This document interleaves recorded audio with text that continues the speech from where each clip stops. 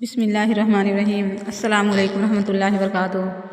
انسان جب تکالیف پہ رونے کے بجائے محض مسکرا دیا کرے، اس وقت سمجھ جایا کرو کہ وہ صبر کے آخری درجے پر ہے۔ صبر و شکر۔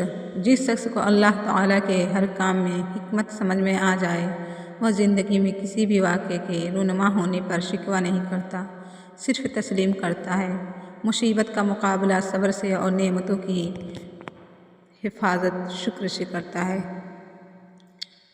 صبر اور آزمائش تو انہی کے لیے ہوتی ہے جنہیں اللہ چاہتا ہے، اور صبر وہی کرتے ہیں جو اللہ کو چاہتے ہیں۔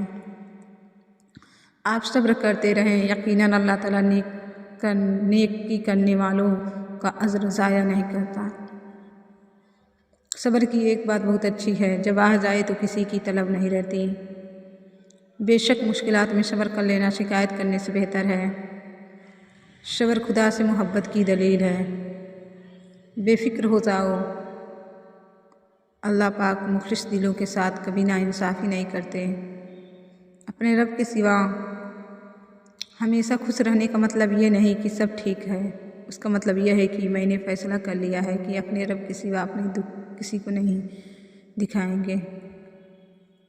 بہترین رشتہ۔